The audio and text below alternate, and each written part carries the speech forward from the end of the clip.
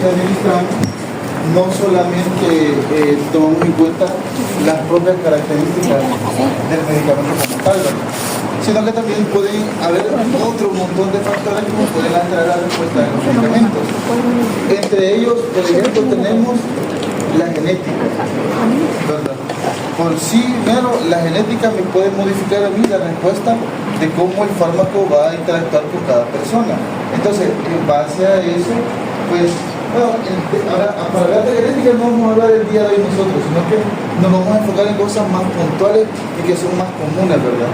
Y que en su conjunto podríamos considerar que son factores fisiológicos que me van a alterar la respuesta a los fármacos.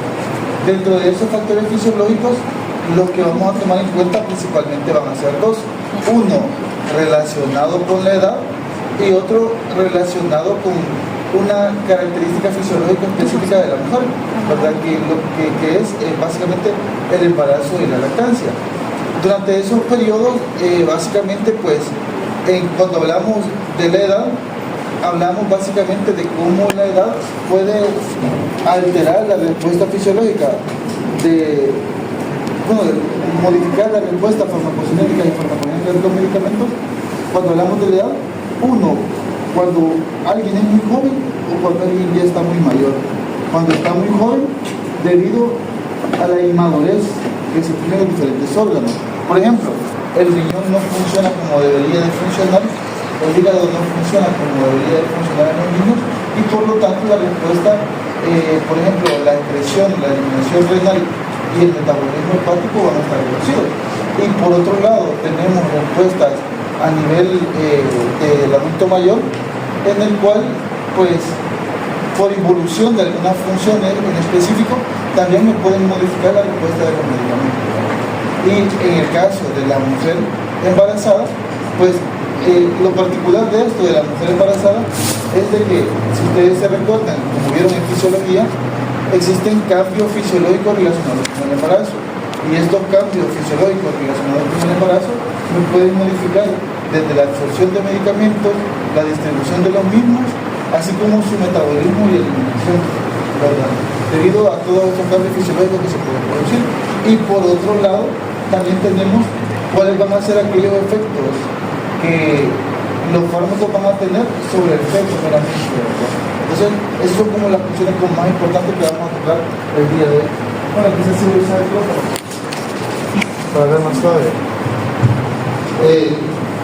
Vaya, entonces, cuando hablamos de utilización de fármacos específicamente en niños, tenemos que tener en cuenta varias cosas. Para comenzar,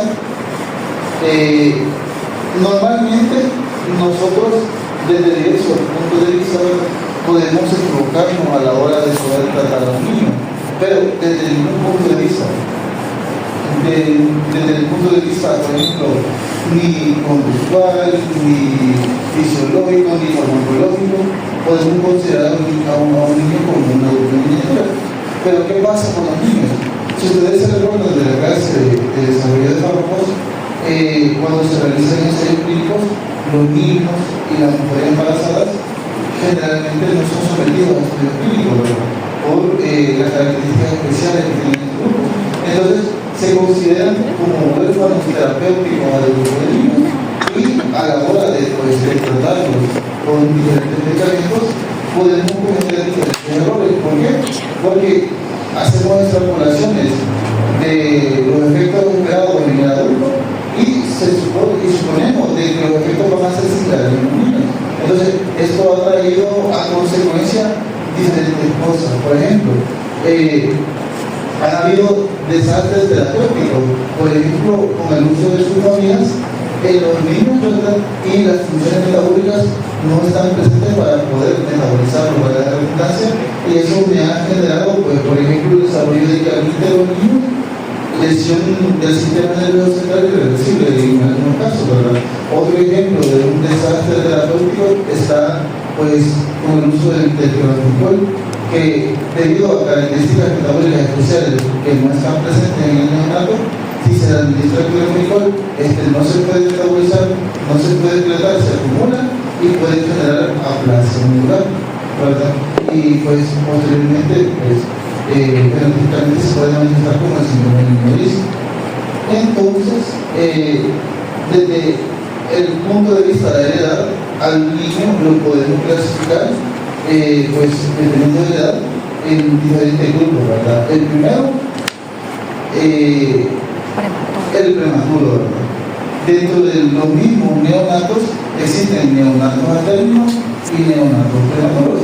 Normalmente, cuando los niños están en la vida intrauterina, estos pues poseen, por ejemplo, otros órganos que pueden sustituir su inmadurez, ¿verdad? Como por ejemplo la placenta, que la placenta en la vida intrauterina de los fetos van a suplantar las funciones hepáticas y las funciones del riñón, ¿verdad? Entonces, cuando el niño nace, se pone de manifiesto esta inmadurez que él va a tener presente. Entonces, lo podemos clasificar en niño prematuro o neonato, que el neonato, pues, considerado un neonato en la primera etapa de vida.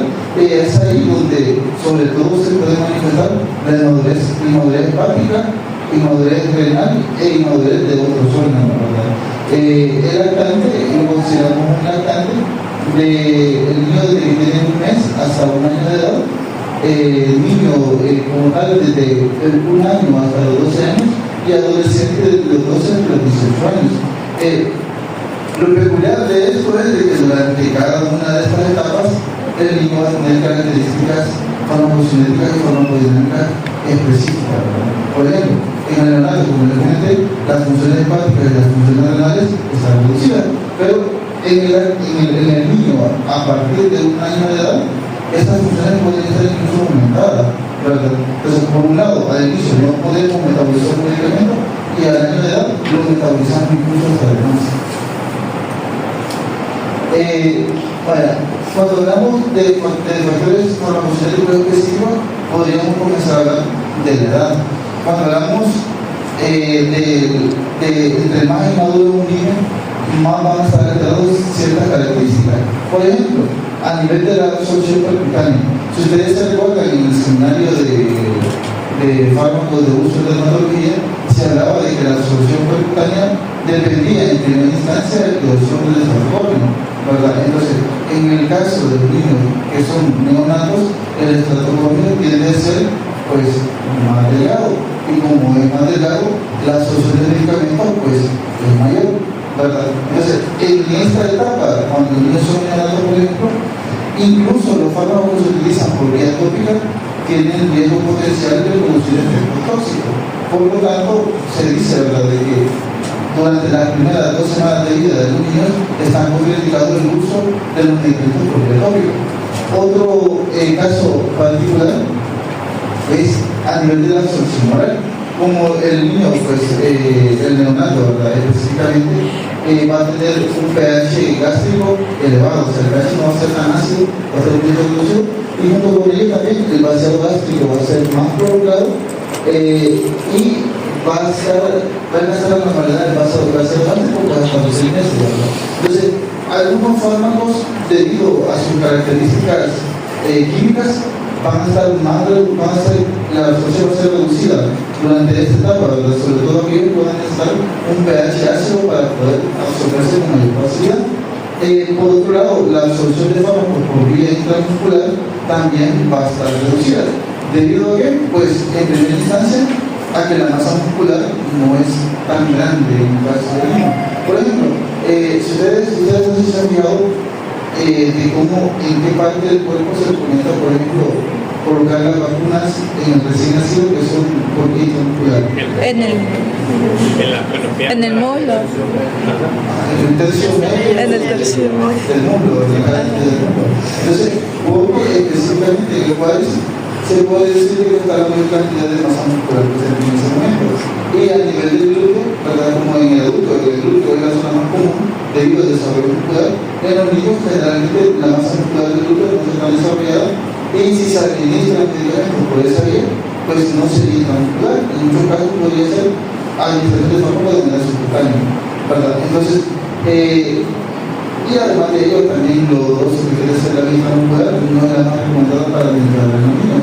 Entonces, durante las primeras 2 semanas de vida, pues la absorción intramuscular va a estar mala debido al desarrollo de los sanguíneos que no es adecuado a nivel muscular. Acá tenemos pues una línea de tiempo desde que al nacimiento el vaciado gástrico es prolongado y a partir de 2 semanas la absorción oral tiende a normalizarse, ¿verdad?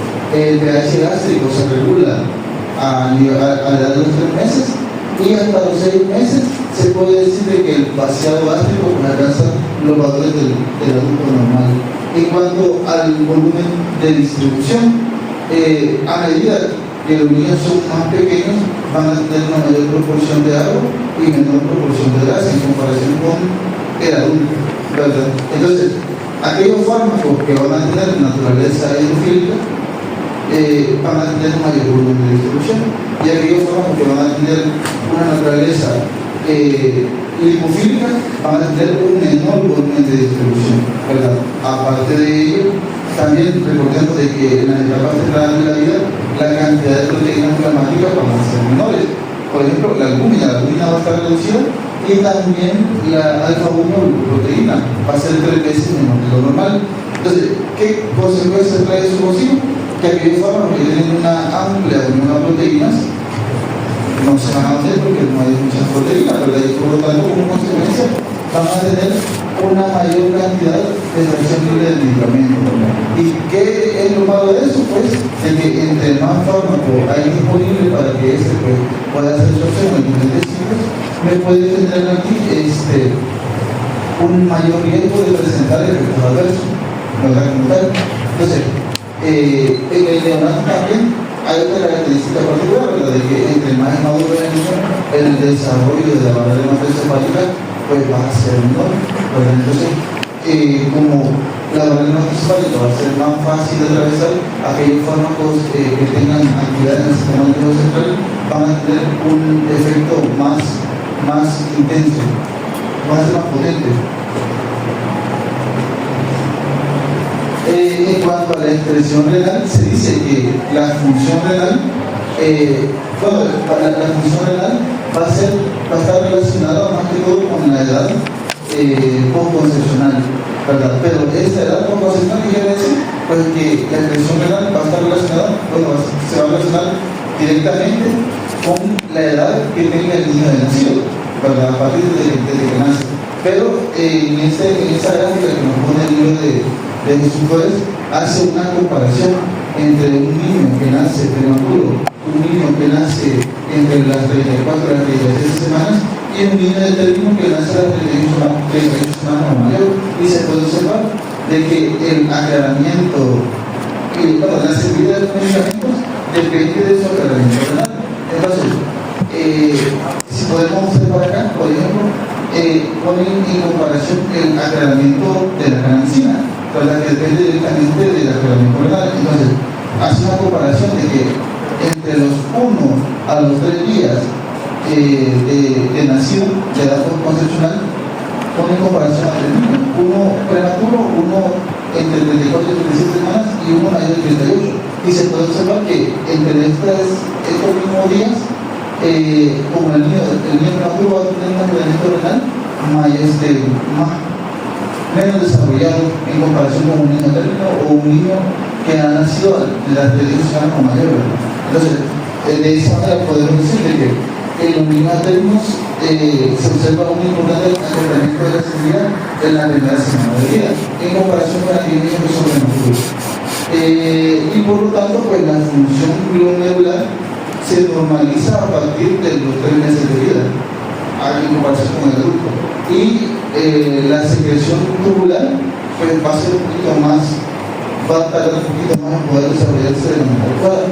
Acá en la tabla de abajo pues podemos observar cómo es que la función renal y la función glomerular se va normalizando a nivel de tiempo. Puede observar que a partir de los 3 meses se puede decir que entre 3 y 6 meses ambos valores pueden alcanzar los valores del adulto, ¿verdad? En la parte de arriba, pues lo que estamos hablando del agua corporal total y el nivel de grasa corporal que vamos teniendo. A medida que vamos avanzando, el nivel de grasa va aumentando y es máximo a la edad del año de vida y posteriormente va reduciendo a medida que vamos avanzando en edad. En cuanto al metabolismo, todos los procesos metabólicos no maduran con la misma velocidad. Y acá tenemos el ejemplo, por ejemplo, que al momento del nacimiento tenemos una función del citoforma, específicamente de esa isoforma, el CYP3A7. Esa isoforma únicamente es importante durante la vida fetal y al momento del nacimiento, y es encargada básicamente pues, de metabolizar muchos medicamentos. Y a medida que vamos avanzando en edad, pues se pierde esa función del CYP3A7 y otras isoformas del citocromo van tomando más protagonismo. Por ejemplo, no sé si ustedes han visto que en el texto, sobre todo este programa de metabolismo de los medicamentos, es el CYP3A4 y el CYP2D6.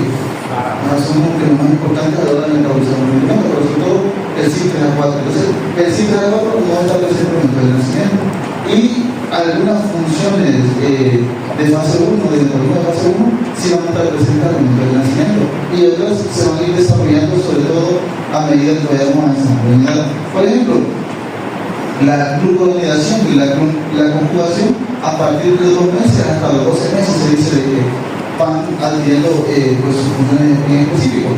Acá, por ejemplo, tenemos dos casos en los cuales se puede ver cómo es que funciona el metabolismo hepático a nivel del niño, ¿verdad? Por un lado tenemos el acetaminofén, ¿verdad? El acetaminofén se puede utilizar en la pediátrica, pero ¿por qué se define que el acetaminofén, al igual que el cloranfenicol, necesita glucuronidación para poder metabolizarse, ¿verdad? La cosa es de que el cloranfenicol únicamente depende de la glucuronidación. Pero en el caso del acetaminofén no solamente se puede metabolizar por glucuronidación, sino que también se puede metabolizar por sulfatación. Y como las funciones de sulfatación están presentes desde el inicio del nacimiento, por ello es que no es tóxico en los recién nacidos el acetaminofén y sí se puede utilizar. En cambio, el cloranfenicol, como no se puede metabolizar, se va acumulando hasta que llega un punto que pues, va a generar efectos tóxicos. Y pues muerte mitocondrial, podemos decir, a nivel de la médula ósea. Bueno, entonces vamos a tener diferentes factores también farmacodinámicos que van a estar modificados en el niño. Vamos a tener, por ejemplo, que va a ser el niño más sensible a algunos efectos medicamentos, por ejemplo, más sensible a los parasimpáticos miméticos, más sensibles a los bloqueadores de la placa motriz, al lansoprazol, a los fármacos dopaminérgicos y a los anticoagulantes orales, para tener un efecto pues, todavía mayor de lo normal. Otros medicamentos, por ejemplo, que tienen diferentes acciones en el niño van a tener un efecto paradójico. Por ejemplo, en el caso del antihistamínico, normalmente los antihistamínicos tienen efectos sedantes para los adultos. Entonces, los niños van a tener el efecto contrario, van a tener un efecto estimulante. Además, también otros como el cannabis orbital, en lugar de producir sedación, pues puede producir también hiperactividad, ¿verdad? Entonces, supongo que va a tener que pueden tener efectos paradójicos. Además de ello, también se pueden presentar efectos adversos específicos de comunidad, por ejemplo, el uso de los anestésicos generales, que en niños entre 3 y 10 años van a tener un mayor riesgo de presentar hipertermia maligna, en aproximadamente hasta un 33% de los casos. Por otro lado, también tenemos efectos sobre el desarrollo, y estos efectos sobre el desarrollo como un medicamento más específico que pueden generar alteraciones, por ejemplo, a nivel de la dentición, en el caso de las aplicaciones, o también en el desarrollo óseo, ¿verdad? Como por ejemplo en el caso de las quinolonas, que por ello que están contraindicados porque pueden tener alteraciones del desarrollo. Entonces, a la hora de utilizar fármacos en los niños tenemos que tener en cuenta varias cosas. En primera instancia, estas características farmacocinéticas y farmacodinámicas que son específicas para la edad de los niños. Y pues, en primer lugar, tenemos que preguntarnos si es necesario utilizar un medicamento, porque en algunas situaciones tienden a utilizarse medicamentos que no son necesarios y que las enfermedades van a tender a ser sustituidas por sí solas, ¿verdad? Por ejemplo, de ellos son que el uso de antiinfecciosos para infecciones virales. que muchas veces pues el medicamento se puede dar un efecto adverso y que no es necesario pues, poder administrarlo en el caso de los niños. O también el uso de expectorantes, ¿verdad? En algunos niños, cuando el reflejo de la recuperación no lo han desarrollado, sino que se desarrolla a partir de los 4 años o los 7 años aproximadamente. Bueno, entre otras cosas, ¿verdad? No hay que utilizar medicamentos que no tienen que utilizarse, y lo que se tienden a utilizar, hay que utilizarlo de la manera adecuada, ¿verdad? Buscando el medicamento más eficaz y el más seguro para cada caso particular.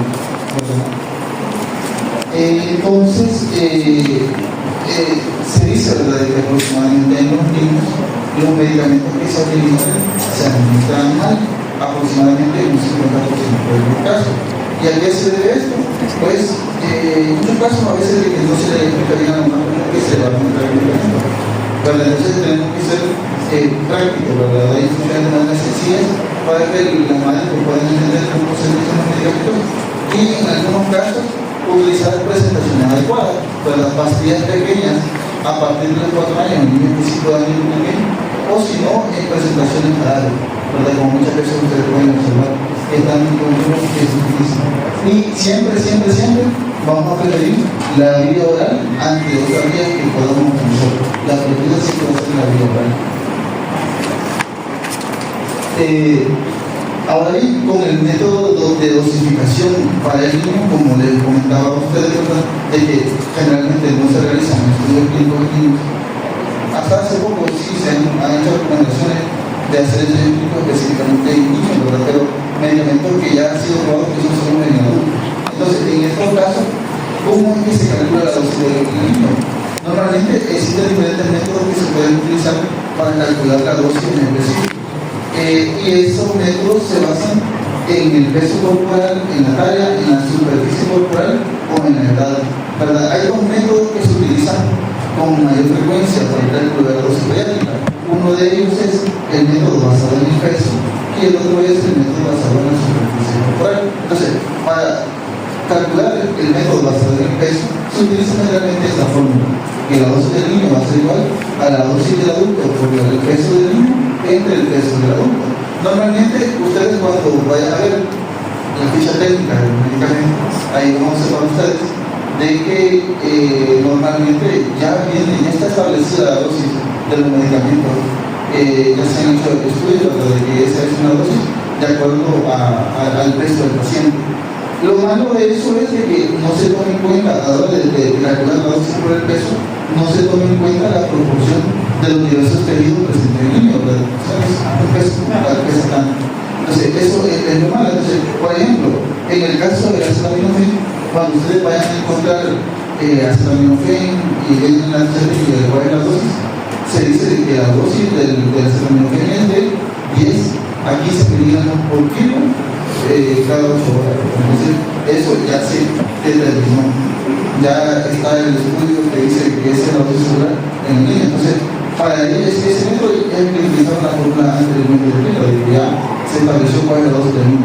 Entonces, acá les doy un ejemplo que más adelante quizás decirlo, de cómo es que ustedes, como ya saben cuál es la dosis de los medicamentos y tienen que aprenderse toda la dosis pediátrica de los medicamentos, esto sería básicamente de convertirlo, un método de conversión para pasar de la dosis del medicamento en una presentación de carácter.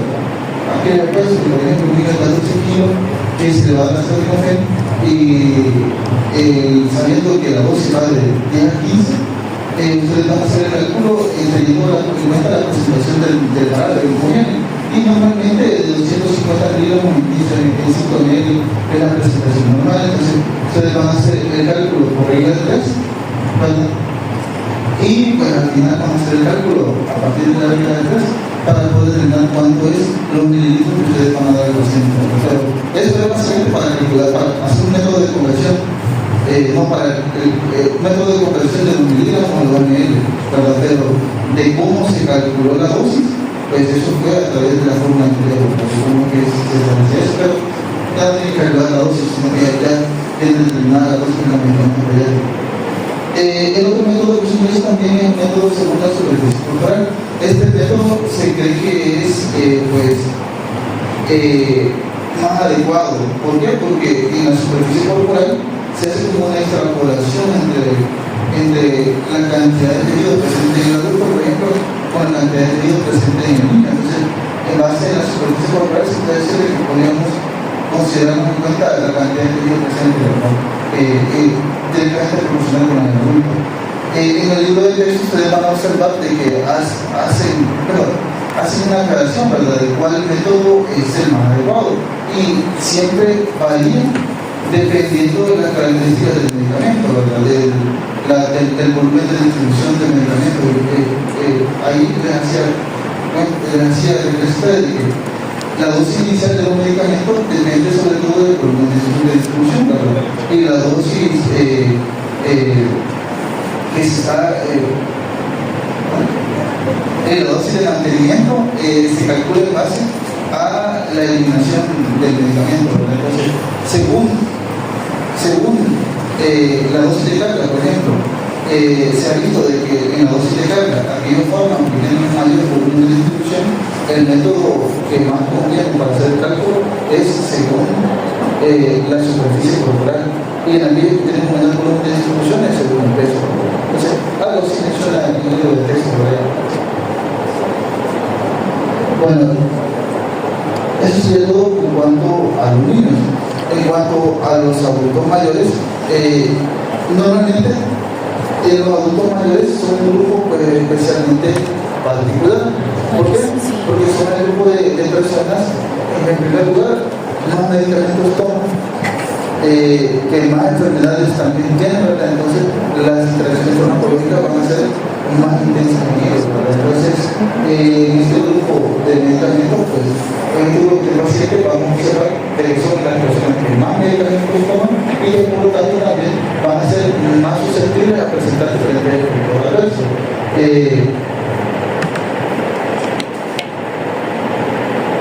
En cuanto a los cambios fisiológicos en el anciano, ustedes se fijaron en esta tablita que estaba en el libro de texto, de que hace, pues, la tabla lo que nos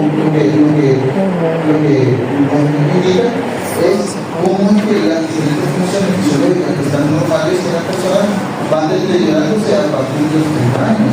Entonces, si podemos ver ahí, dentro de esa, pues, la capacidad respiratoria, el flujo renal, la capacidad vital, el filtrado glomerular, son los que más se ven alterados a medida que va pasando el tiempo. Entonces, a medida que a partir de los 30 años, pues, todas esas funciones van decreciendo. Entonces, si podríamos decir nosotros de que a partir de qué edad nos podemos considerar que ya estamos mayores, ¿no? Es a partir de los 30 años. De este grupo de los adultos mayores, nosotros podemos hacer una clasificación entre el grupo. El grupo de 65, 75, 75 y 85.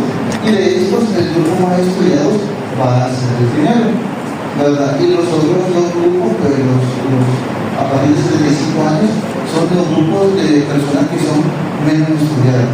Pero como podemos ver, a medida que avanza la edad, también va en detrimento de otras funciones, ¿verdad? Entonces, hacer extrapolaciones del primer grupo con los otros dos grupos también podría ser un poquito errado, porque las funciones metabólicas y las funciones de eliminación, por ejemplo, y de distribución, no van a ser iguales, ¿verdad? Sino que pues, en este grupo de pacientes podemos generar incluso mayor riesgo de toxicidad, ¿verdad? Por riesgo de que se pueda acumular el medicamento, y junto a ello, que el paciente pueda tener, por ejemplo, enfermedad renal crónica, que puede tener todavía más riesgo de presentar un efecto adverso. Entonces, dentro de algunos parámetros farmacológicos que se ven alterados, tenemos eso, ¿verdad? A nivel de la absorción, pues aumenta el pH gástrico, se retrasa el vacío gástrico y disminuye la motilidad del flujo sanguíneo a nivel de los intestinos, ¿verdad? Entonces, ¿qué trae consigo esto? Pues una disminución de la absorción de algunos medicamentos, ¿verdad? Y esto pues me puede generar, por ejemplo, alteración en la eficacia de la absorción, y por tanto el medicamento que vamos a aumentar no va a ser, pues, incluso no se puede tratar con una dosis ideal, no va a ser tan bien disponible como en los pacientes más jóvenes. En cuanto al nivel de la distribución, tenemos de que a medida que vamos a avanzar en edad, la cantidad de masa muscular y la cantidad de agua presente en nosotros también disminuye. Y en compensación, pues aumentamos los niveles de grasa corporal, ¿verdad? Entonces, aquellos fármacos que van a ser hidrosolubles se va a reducir su volumen de distribución y aquellos fármacos que van a ser liposolubles van a aumentar en su volumen de distribución, ¿verdad? Allá pues podemos observar eso en el nivel de distribución y vamos a ver de que pues aquellos fármacos que van a ser básicamente lipofílicos o liposolubles van a aumentar su volumen de distribución, ¿verdad? La cantidad de albúmina presente también se va a reducir y por lo tanto la fracción libre de medicamentos también va a estar aumentada. A nivel del metabolismo, la masa y el flujo sanguíneo hepático van a estar reducidos en relación con el vaso de baño en el adulto mayor. Y algo característico que vamos a observar es que las reacciones de fase 1 van a estar reducidas. Por ejemplo, la actividad del CYP3A4 se va a reducir entre un 10 al 40%. El CYP12 y el CYP1A2 también van a estar reducidas, pero aquellas reacciones de fase 2 se van a mantener normales. Por ejemplo, las funciones de gluconeoxidación se supone que nos propone el libro, de que las funciones de fase 1 pues, van a estar reducidas y las funciones del metabolismo de fase 2 van a estar iguales. Y en cuanto a la excreción renal, podríamos decir de que la excreción renal va a ser el parámetro farmacocinético más relevante en el adulto mayor. ¿Por qué? Porque va a ir reduciendo con la edad, ¿verdad? Y se va a relacionar directamente con el aclaramiento de creatinina. El aclaramiento de creatinina en algunos casos se considera de que puede estar subestimado, ¿verdad? Porque recordemos que a medida que vamos avanzando en edad, también se reduce la cantidad de masa muscular presente y por lo tanto la cantidad enzimática de la creatinina que se produce también va a ser menor, ¿verdad? Entonces, por ello de que también se dice eso, de que puede ser incluso subestimada a medida que vamos pasando en edad. Entonces, para poder administrar un medicamento en un adulto mayor, tenemos que tener en cuenta siempre la tasa de filtrado glomerular. Y la tasa de filtrado glomerular la vamos a calcular a partir del aclaramiento de creatinina. En el libro se les propone a ustedes 3 métodos que se utilizan para calcular la tasa de filtrado glomerular. El primero es ese, el método del Markov-Gauss, ¿verdad? El otro, el MDRD, también se utiliza para poder calcular, pero el que más se utiliza en la actualidad es el CKDF, ¿verdad? El método CKDF es el que se puede utilizar actualmente para poder determinar la tasa de filtrado glomerular y se toma en cuenta pues básicamente únicamente la edad, el sexo y los niveles de creatinina sérica. Esos son los que se toman en cuenta para calcular la tasa de filtrado glomerular a partir del CKDF. Y dentro de los factores farmacodinámicos que se ven alterados, pues hay varios aspectos, ¿verdad?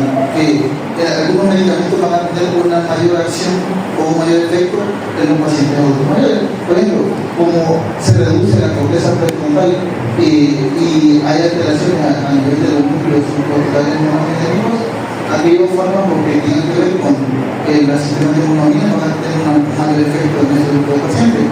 También van a tener una mayor sensibilidad a los depresores, a los neurolépticos y a los anticolinérgicos de acción central. Otro efecto bastante común en los pacientes adultos mayores es la hipotensión postural, que algunos medicamentos estén afectando el tono inmunológico, como las respuestas autónomas no van a estar un poquito reducidas, que es un número autónomo. Los fármacos hipotensores van a producir, por ejemplo, un mayor riesgo de presentar hipotensión postural, ¿verdad?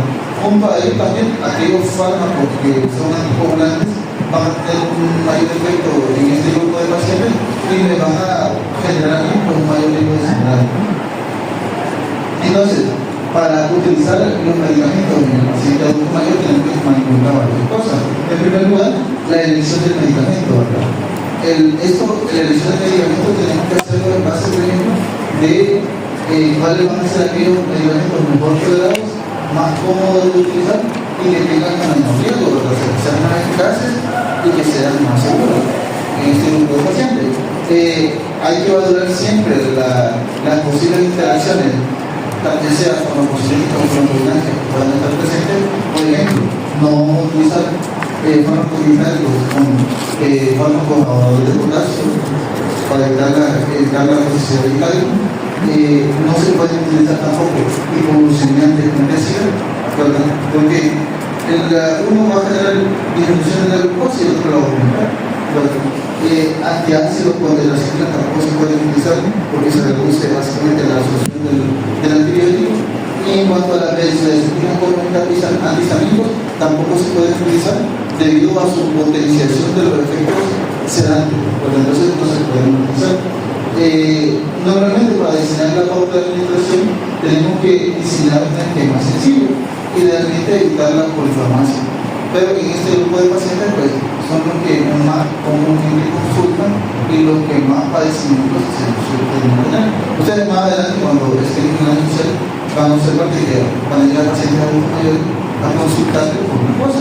Pero a medida que vaya avanzando la consulta, les van a decir, pero tengo que tener una cosa, y tengo una cosa, y así, ¿verdad? De modo de que llegamos pues, para llevarse un montón de medicamentos. Entonces hay que hacer conciencia con el paciente de que no se puede tomar muchos medicamentos, ¿verdad? No para todo es adecuado el uso de medicamentos, por ejemplo, para cosas banales.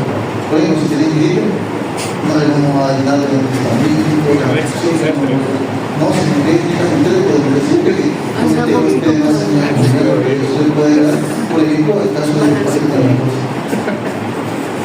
Y por último, pues, el control del tratamiento, de que siempre tenemos que darle seguimiento a los pacientes para un medicamento para poder observar si se ha presentado algún efecto de eso. Vale, vamos con el último grupo de pacientes. Y en este caso, pues, la utilización de la farmacología en el embarazo. Como les comentaba, hay que tener cuidado cuando se utilizan los medicamentos durante el embarazo por dos razones. La primera es por los efectos sobre el efecto de los fármacos que se utilizan a la madre. Y en segundo paso, pues por la influencia del embarazo sobre la respuesta de la madre a los efectos del medicamento. Entonces, los medicamentos van a tener efecto a nivel del efecto y también el mismo embarazo que puede modificar las características farmacocinéticas y farmacodinámicas de los medicamentos. En primer lugar, pues vamos a dar los efectos sobre el efecto. Se dice que el fármaco, los medicamentos pueden tener efectos directamente sobre el efecto y esto puede ser de tres tipos. En primer lugar, efectos teratógenos, ¿verdad? Que se pueden producir sobre todo en el primer trimestre del embarazo. En segundo lugar, efectos sobre el desarrollo fetal que se pueden producir durante todo el embarazo. Y pues, como tercero, efectos secundarios sobre el feto y el neonato, que se van a presentar sobre todo en el momento del parto o verdad que cuando después del niño nace pues pueden presentar sobre el embarazo. De esos, aquí podemos observar, ¿verdad?, del periodo de organogénesis. Durante el primer trimestre del embarazo es donde es la etapa más crítica y donde los medicamentos pueden generar sobre todo un mayor riesgo de toxicidad, de efectos teratógenos de las emociones congénitas. ¿Por qué? Porque ahí hay situaciones específicas en que se están formando los órganos. Por ejemplo, un ejemplo práctico de esto sería el litio. Si administramos litio nosotros durante el periodo de tiempo en donde se está formando el corazón, que es hasta la octava semana, se administra con litio en ese tiempo, lo más seguro es que se pueda presentar un efecto teratógeno cardíaco.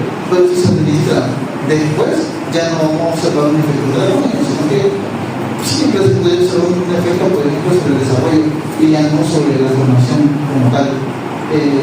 Y así como tenemos un momento. Entonces, ¿qué van a hacer los efectos teratógenos? Según la OMS, los efectos teratógenos van a ser aquellos efectos adversos morfológicos o químicos de la conducta causados durante la vida fetal y detectados en el momento del parto o más tardíamente. Entonces, vamos a tener nosotros que existen diferentes agentes teratógenos, ¿verdad? Dentro de los agentes teratógenos que nos habla de la bibliografía, nos habla, por ejemplo, de que los más comunes tienden a ser alteraciones cromosómicas. Y dentro de estas alteraciones cromosómicas pueden haber monogenes monogénicas y poligénicas. Y las poligénicas son las que van a tener una mayor proporción de presentar efectos adversos, ¿verdad? Y junto con ellas también van a ver como agentes teratógenos, agentes ambientales. Y dentro de estos agentes ambientales pueden estar, por ejemplo, las radiaciones, la edad materna o aquellos factores patológicos de la madre, también las infecciones, ¿verdad? Y por último, agentes químicos. Y dentro de estos agentes químicos tenemos, por ejemplo, los propios medicamentos. Entonces, del total de los efectos teratógenos, perdón, del total de las malformaciones congénitas, perdón, del 100% de las malformaciones congénitas que se presentan, se dice que solamente el 10% se debe a factores ambientales. Y dentro de ese 10%, solamente el 4 al 5% va a depender de los medicamentos. Entonces, si se fijan, las malformaciones congénitas derivadas de los medicamentos son bien pocas, ¿verdad? Pero son importantes por dos razones. En primer lugar, porque se puede evitar, y en segundo lugar, porque son efectos irreversibles, ¿verdad? Y como efectos irreversibles van a tener repercusiones tanto personales, familiares como a nivel colectivo. Vale, entonces, dentro de los medicamentos como tal, ya los medicamentos pueden tener diferentes mecanismos de acción teratógena. Por ejemplo, tenemos mutaciones. Hay algunos medicamentos que pueden generar mutaciones en específico en la vida fetal, y estas mutaciones pues, pueden ser, por ejemplo, mutaciones a nivel de las células somáticas. Cuando hay mutaciones a nivel de las células somáticas, la malformación congénita únicamente se va a presentar en el individuo y no va a descender en la progenie, ¿verdad? Pero si las mutaciones son a nivel de las células germinales, estas mutaciones sí se van a transmitir a la siguiente generación, ¿verdad? Otro mecanismo de la progenie son alteraciones cromosómicas. Hay algunos medicamentos que específicamente pues, pueden generar alteraciones a nivel de la replicación del ADN, a nivel de la replicación del ARN o incluso inhibiendo la mitosis, ¿verdad? Entonces, cuando vemos eso, pues hay un de alteraciones cromosómicas. Los otros van a ser efectos directos que puede ser directamente el propio medicamento o algún metabolito de este que pueda generar algún daño en específico con alguna célula o algún daño con una cadena de ADN. Por ejemplo, tenemos el caso de la talidomida. La talidomida genera un metabolito que es un radical libre, y este radical libre interacciona directamente con el ADN, ¿verdad? Y de esa manera puede generar su efecto teratógeno directo. Y también existen otros medicamentos que pueden generar efectos teratógenos indirectos. Un ejemplo de ellos es el tabaco, por ejemplo. ¿Por qué? ¿Qué es lo que hace el tabaco? Básicamente la nicotina lo que hace es reducir el flujo sanguíneo placentario, porque entonces reduce el flujo uteroplacentario y como tal disminuye el aporte de sangre y nutrientes hacia el feto, ¿verdad? Y pues a la larga va a generar alteraciones en el desarrollo fetal, ¿verdad? Ese es un ejemplo práctico de que el medicamento no afecta directamente al feto, pero sí afecta a algo que lo está nutriendo. Y algunas consecuencias de los efectos teratógenos pues pueden ser muchas, ¿verdad? Un ejemplo de ellas es, por ejemplo, que si el mecanismo fue directamente sobre las células germinales, puede ser de que fenotípicamente no se observe ninguna alteración congénita en una persona, pero si hay una mutación en las células germinales, se puede enmascarar, por ejemplo, de infertilidad, ¿verdad? Porque normalmente aquellas alteraciones sobre las células germinales que tienen una célula B van a generar mortalidad fetal y la persona pues falsamente puede creer de que tiene infertilidad, pero puede ser debido a alguna mutación que se presentó en las células germinales y pues debido a eso que se pueda generar infertilidad. Otro es la muerte, ¿verdad? La muerte fetal. Algunos medicamentos como la aminoterina, que es un fármaco antifolato, directamente pues al no aportarse de manera adecuada los folatos en el feto, pues producen muerte fetal. Otra alteración del crecimiento fetal, como estuvimos hablando, como puede ser el tabaco y el alcohol, para reducir el aporte de nutrientes o el aporte de flujo sanguíneo. Alteraciones en el desarrollo también, ¿verdad? Y estas alteraciones en el desarrollo pues pueden ser no solamente morfológicas, sino que también pueden ser alteraciones conductuales y alteraciones bioquímicas. Por ejemplo, puede ser de que no se desarrolle o exprese alguna enzima, ¿verdad? O algún receptor no se sintetice de manera adecuada, ¿verdad? Entonces puede generar alteraciones en el desarrollo del feto y en el crecimiento fetal. Y por último, los efectos diferidos. Estos efectos diferidos van a ser una combinación de todo, ¿verdad? Que se van a manifestar sobre todo más adelante en la vida del paciente. Ahora bien, para nosotros saber cuál es un fármaco teratógeno, es bien difícil poder establecerlo, ¿verdad? ¿Por qué? Porque, por ejemplo, hay algunos medicamentos, por ejemplo, que pueden generar un efecto teratógeno dependiendo del tipo de especie al cual se le administre. Por ejemplo, hay algunos que pueden generar malformaciones congénitas en los ratones, pero no en los conejos, ¿verdad? Y por lo tanto es difícil hacer una extrapolación con el humano, porque no se pueden utilizar esos medicamentos para poder ver a cabalidad si se pueden generar malformaciones congénitas. Entonces, ya esto se puede observar sobre todo ya cuando el medicamento ha sido comercializado, ¿verdad? Y pues reportar efectos adversos teratógenos que se pueden presentar. Aparte de ello, también poder establecer si un fármaco teratógeno es difícil. ¿Por qué? Porque normalmente los medicamentos se administran para situaciones en específico, para comorbilidades, ¿verdad? Entonces, puede ser de que la misma comorbilidad es la que me esté generando a mí el riesgo de presentar un efecto teratógeno y no el medicamento. Entonces, va a tener un poquito difícil poder establecerlo.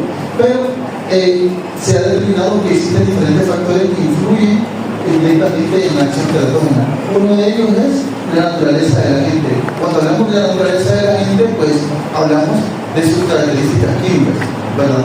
Dependiendo de las características químicas, como ustedes saben, hay algunos medicamentos que más fácilmente pueden atravesar las barreras, como la placenta, por ejemplo. Entonces, aquellos que son lipofílicos o que no están ionizados, más fácilmente van a atravesar la placenta y pueden acumularse directamente sobre el feto. Pero no por eso pues, van a generar un efecto teratógeno. Incluso dentro de la naturaleza de la gente, podemos ver que el mismo medicamento no puede generar teratogenicidad. Un ejemplo práctico de ello es la talidomida. De la talidomida tiene dos isómeros, ¿verdad? Y únicamente uno de esos isómeros es el que tiene la presentación del efecto adverso y del otro no. Entonces, la naturaleza de la gente sí no puede estar relacionada, ¿verdad? Porque sino que son características más propias de los medicamentos. Otro es la intensidad del estímulo. ¿Qué quiere decir eso? La concentración del medicamento que se va a acumular en la vida fetal, en los tejidos embrionarios. Entonces, esto se dice que la intensidad del estímulo tiene que ver sobre todo, al igual que la curva dosis-respuesta que ustedes estuvieron revisando en la discusión número 1 del siglo pasado, ¿verdad? Entonces, en la curva dosis-respuesta se puede decir de que a cierta dosis nosotros podemos observar únicamente efectos deseados de los medicamentos, pero que a partir de cierta concentración se puede comenzar a observar efectos teratógenos y más adelante pues, efectos letales que pueden ocasionar con la muerte. Lo otro es la fase de desarrollo, como estuvimos mencionando, que es más seguro de que un medicamento teratógeno pueda generar su efecto teratógeno en el primer trimestre del embarazo, en donde está la etapa de la organogénesis. Lo otro, la susceptibilidad genética. También se sabe, ¿verdad?, de que no todos los individuos van a reaccionar de la misma manera ante el mismo medicamento, ¿verdad? Eso es lo que les mencionaba con las especies, de que en algunas especies sí se observan efectos teratógenos y en otras especies no. Entonces va a ser difícil poder hacer una extrapolación con humanos. Y por último, las características fisiológicas y las características patológicas de la madre. Por ejemplo, la edad materna. Entre una persona muy joven o muy mayor, hay un mayor riesgo de presentar un efecto, una malformación congénita. Otro es, por ejemplo, las características patológicas de la madre. Por ejemplo, sobre todo aquellas carencias nutricionales que pueden generar malformaciones congénitas. Si son generales, no se puede saber en realidad cuál es la malformación que se puede presentar, pero si hay carencias específicas, sí, ¿verdad? Por ejemplo, si hay carencia de ácido fólico, ya se sabe, he sabido de que la carencia de ácido fólico puede tener a mí una malformación de la nivel del tubo neural.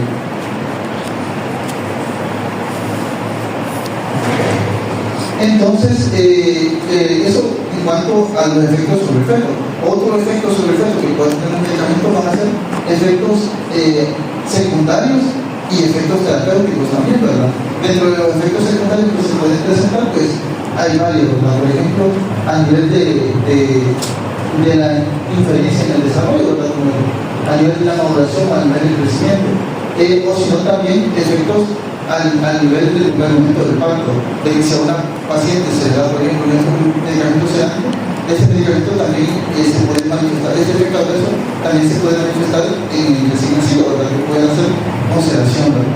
O el síndrome alcohólico fetal, que también puede estar presente en las personas que son alcohólicas, ¿verdad? Durante que han estado alcoholizadas durante el embarazo. Otro ejemplo de esto puede ser un efecto terapéutico directo. Por ejemplo, ustedes van a observar algunos ejemplos del uso de corticosteroides, específicamente de la betametasona y la dexametasona, que se tiende a utilizar entre las 24 y las 34 semanas de embarazo para dar una maduración pulmonar, para que se coloca el surfactante. Entonces, es un ejemplo de cómo los medicamentos también se pueden utilizar para generar un efecto terapéutico en el feto, de manera directa. Entonces, tenemos el otro apartado, que es la influencia del embarazo sobre la acción de los fármacos.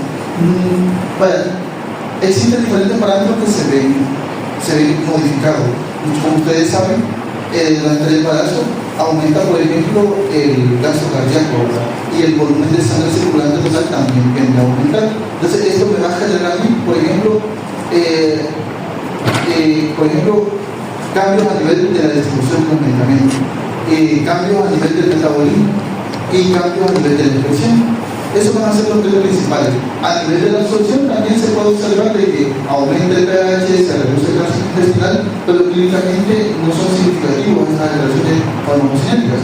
Pero a nivel, por ejemplo, del metabolismo, se sabe de que a nivel de la distribución, vamos a decir, se sabe que a nivel de la distribución se disminuye la cantidad de albúmina y también aumenta la cantidad de factores que me van a inhibir la unión de los fármacos como hacer albúmina, ¿verdad? Y eso consigo que va a traer, pues va a traer una mayor cantidad de fármaco libre, pero como hay un aumento del volumen total de sangre en la mujer embarazada, en total de agua, ¿verdad?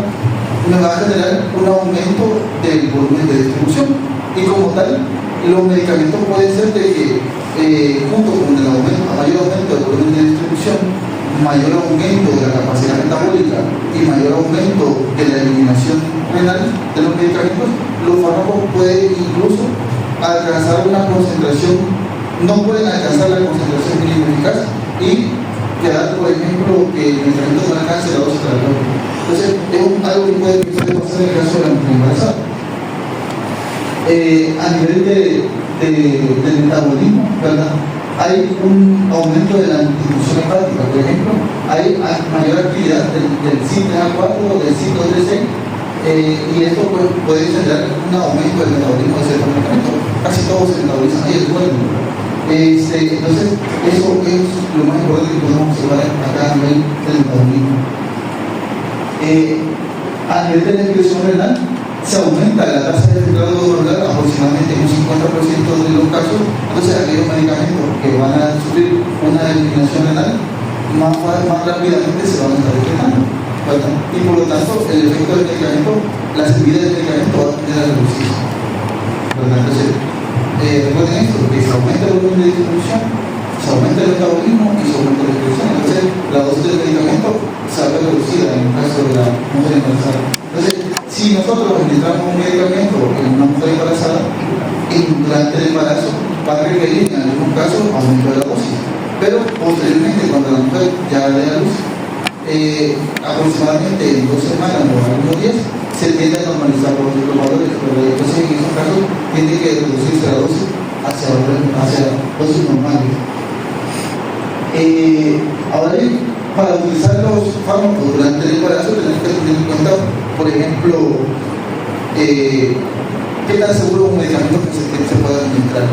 Y esto de la seguridad de los medicamentos de uso en el embarazo se ha determinado a partir de una tabla pues, establecida por la FDA, en donde se evalúa el nivel de riesgo, en donde los primeros son los más seguros y los últimos son los más inseguros, ¿verdad? Por ejemplo, los que son catalogados como categoría A son aquellos medicamentos que están comprobados que durante el embarazo no van a producir efectos terapéuticos. Y los que están en X, ¿verdad? En la categoría X, van a ser aquellos fármacos que es seguro que van a producir un efecto terapéutico y por lo tanto están contraindicados durante el embarazo. Entonces, de ahí tenemos la categoría C, B, la categoría C y la categoría D, en donde el riesgo va aumentando, ¿verdad? Pero de eso se tiene que valorar el riesgo-beneficio del momento, ¿verdad? Para poder decidir si se puede utilizar el medicamento o no. Entonces, siempre que se necesitan medicamentos durante el embarazo, hay que tener en cuenta, por ejemplo, eso, lo de estar siempre expectante y identificar aquellos efectos adversos que sospechemos que pueden ser derivados de un medicamento, ¿verdad? Y siempre hay que tenerlo presente para poder reportarlo. Entonces, hay que investigar también, no solamente hay que echar la culpa a los medicamentos, sino que también hay que investigar otras cosas, como antecedentes de malformaciones congénitas a nivel de la familia, medicamentos ingeridos durante el embarazo, ya sea indicados por médicos o que se lo habrá administrado sola, incidencias en el embarazo anterior, como por ejemplo presencia de aborto, vigilar el desarrollo del feto mediante ecografías y examinar el neonato y identificar cualquier malformación al momento del nacimiento. Y por último tenemos la utilización de los fármacos durante la lactancia. Entonces, normalmente las mujeres en etapa de lactancia tienden a utilizar medicamentos para diferentes situaciones. Entonces, dependiendo de la situación clínica que pase una mujer que está dando de lactar, no hay que suspenderle la medicación, ¿verdad? En primer lugar, hay que hacer una historia clínica detallada y poder determinar si el medicamento es necesario o no es necesario. Si no es necesario, pues no hay que administrarlo. Pero en caso de ser necesario, hay que indicarle a la paciente, pues, de que si el medicamento es necesario, por ejemplo, lo vamos a dar, no lo vamos a tener con enfermedad, ¿verdad? Sino que tiene que darse el medicamento más seguro para su uso en esa situación en específico y darle a la paciente, pues, una cosa sería de que no todos los medicamentos que se toman durante la lactancia van a atravesar la leche y van a generar efectos adversos en el recién nacido. Entonces, el niño siempre se va a ver expuesto, ¿verdad?, en mayor o menor proporción a los medicamentos que la mamá esté tomando. Entonces, ¿por qué es peligroso por el niño? Pues porque pueden presentarse tres situaciones. En primer lugar, efectos tóxicos dependientes de la dosis. En segundo lugar, efectos idiosincrásicos no relacionados con la dosis. Y por último, efectos desconocidos. Entonces, lo más estudiado de estos son los efectos tóxicos que van a ser dependientes de la dosis. Entonces, estos efectos tóxicos dependientes de la dosis van a depender, por ejemplo, van a depender directamente de la concentración del fármaco que alcance en el neonato, en el tejido, ¿verdad? ¿Y de qué va a depender la cantidad de fármaco que alcance el tejido del neonato? Pues va a depender, en primer lugar, de la concentración materna. Esto de la concentración materna, pues básicamente son las características farmacocinéticas y farmacodinámicas que ustedes estuvieron observando en la discusión 1 del ciclo pasado. De eso. Entonces, el otro factor es el paso de la leche. El paso de la leche va a depender sobre todo de las características propias de los medicamentos. Por ejemplo, aquellos fármacos que sean más liposolubles van a atravesar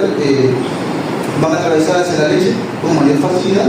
Aquellos fármacos que no estén ionizados y aquellos fármacos que no estén unidos a las proteínas plasmáticas, también va a ser un poquito más fácil de que puedan atravesar la membrana, ¿verdad? Específicamente aquellos medicamentos que se unan a proteínas específicas que están presentes en la leche, como la caseína, por ejemplo.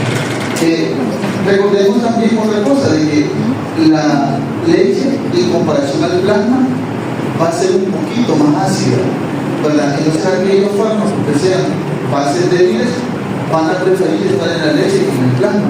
Entonces aquellos fármacos que sean bases débiles más fácilmente van a poder atravesar la barrera a nivel de las manos, ¿verdad? Y estar presentes en el concentración.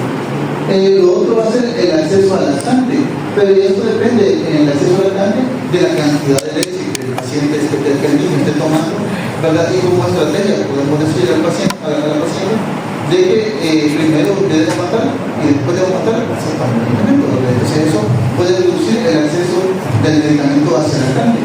Y también esto va a depender también de la disponibilidad del medicamento por la vía oral. Recordemos de que el medicamento que pasa por la leche va a depender de que tenga buena disponibilidad oral el medicamento. Lo otro va a ser las características propias cuando se entra de la cáncer. Normalmente se dice de que del total de la concentración plasmática del medicamento que tenga la mujer que esté lactando, únicamente el 2% va a poder atravesar hacia la leche y poder administrarse en el neonato. Pero si se fijan, el 2% se escucha bien poquito, ¿verdad? Lo malo es de que esos medicamentos pueda que no se puedan metabolizar, que del 2% que se está acumulando, me puede tener un mayor riesgo de toxicidad y mayor riesgo de efecto adverso en el neonato como tal. Y por último, pues las características propias de los medicamentos, la toxicidad meramente del medicamento, ¿verdad? Y por lo tanto vamos a decir que aquellos medicamentos que van a ser más tóxicos van a ser aquellos que tengan un índice terapéutico más pequeño. Lo otro son los efectos idiosincráticos y desconocidos que puedan estar presentes en el momento de administrar el medicamento. Estos efectos idiosincráticos no dependen de la dosis, por lo tanto son más peligrosos. Un ejemplo de ello van a ser aquellas reacciones de hipersensibilidad, por ejemplo, que se puedan producir con el uso de las penicilinas, sino también en el caso del yodo, que el yodo tiende a acumularse sobre todo a nivel lateral del feto, ¿verdad? ¿Por qué? Porque el paso a la leche del yodo no depende de difusión pasiva como todos los medicamentos, sino que en el caso particular del yodo depende del transporte activo. Entonces va a atravesar hacia la leche y se va a tener acumulada en la medicina. Entonces, dentro de los criterios generales para la utilización de los fármacos, pues primero hay que evaluar cada caso particular para determinar el nivel de beneficio o riesgo del medicamento que vamos a utilizar. Vamos a utilizar aquellos medicamentos que tengan estudios clínicos y que se haya evidencia científica de que son seguros para utilizarlos durante el cáncer.